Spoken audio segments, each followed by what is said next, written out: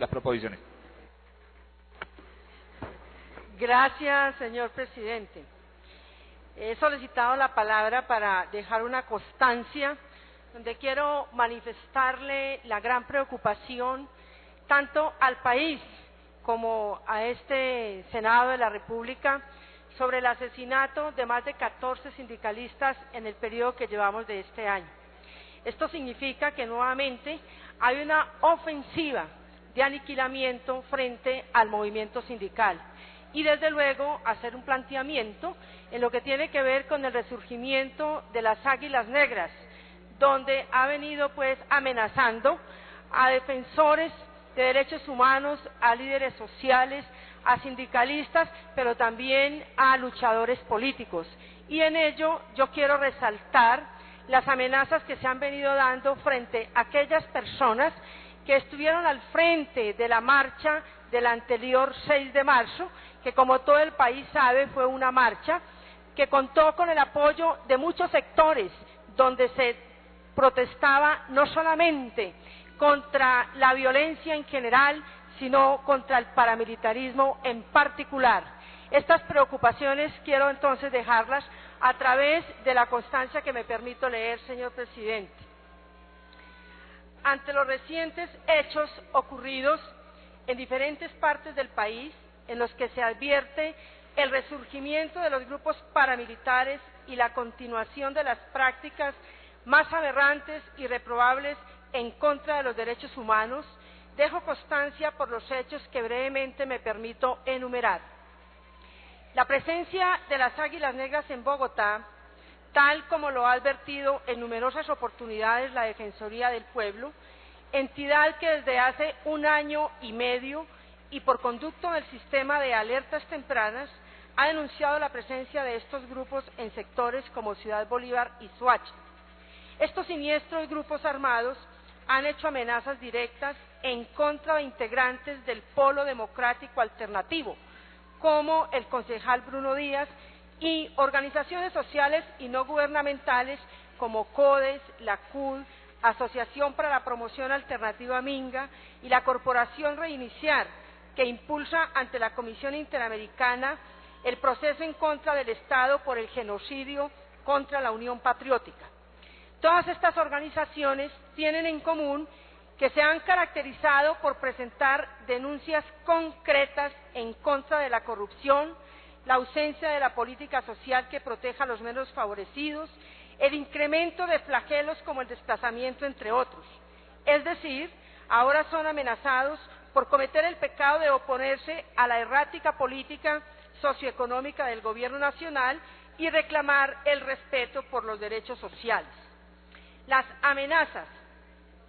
se han extendido a otras organizaciones como Fundit, Acipron, Fenacoa, Asomujer y, como era de esperarse, a quienes promovieron la marcha del 6 de marzo. Dice textualmente uno de los panfletos propagados por estos paramilitares emergentes, comillas: ustedes utilizaron dicha marcha para hundirnos más y poner a la gente en contra nuestra. Comenzaremos a matarlos, cierro comillas. Es necesario recordar las oportunas denuncias que en su momento hizo Iván Cepeda, líder de la Organización de Víctimas, advirtiendo que José Obdulio Gaviria, asesor presidencial, puso en riesgo la integridad de los promotores de la marcha al hacer señalamientos temerarios, malintencionados e irresponsables, como por ejemplo vincular a los organizadores y participantes de la marcha con las FARC. De las amenazas han pasado a los hechos. En el caso de muchas zonas de Bogotá, literalmente se ha impuesto toque de queda a partir de las 10 p.m., hora en la que por los barrios con menos presencia del Estado, estas bandas criminales comienzan a recorrer las calles en camionetas de vidrios polarizados, semejante a lo que ocurre desde hace tiempo en Bucaramanga, Medellín, Barranquilla, Cúcuta, Cartagena y Barrancabermeja. Las amenazas ya son violaciones concretas. Quiero dejar mi más enérgica denuncia por los hechos ocurridos a manos de estos grupos criminales en contra de Antonio Gómez Giraldo y Carlos Burbano, quienes promovieron la marcha del 6 de marzo y fueron asesinados, el primero el día 7 de marzo, mientras que el cadáver del señor Burbano apareció el 12, pero se encontraba desaparecido desde el 9 de marzo. Resulta curioso que han sido los mismos grupos criminales, como las Águilas Negras, quienes han dicho expresamente que no merecen ser denominados como grupo emergentes, epíteto que les impuso el ministro del Interior, sino que son verdaderos grupos paramilitares que se han rearmado.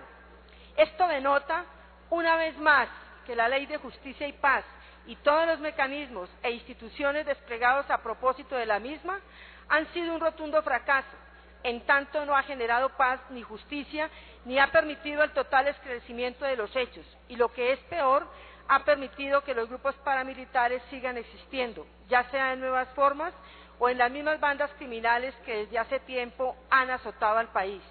Estos hechos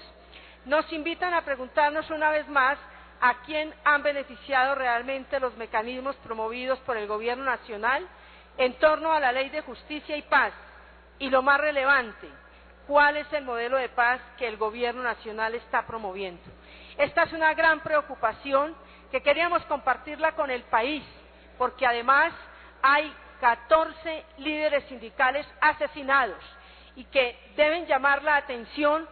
porque este proceso de aniquilamiento de estas organizaciones no solamente hacen parte de aniquilamiento de la democracia, sino que es necesario que se tomen no solamente los correctivos en materia de seguridad, sino en que se garanticen los espacios para que se pueda actuar libre, voluntariamente, pero sobre todo con garantías para que el ejercicio de defensa de los derechos humanos, para que el ejercicio de la oposición pueda hacerse sin el temor de arriesgar la vida. Muchísimas gracias, señor presidente.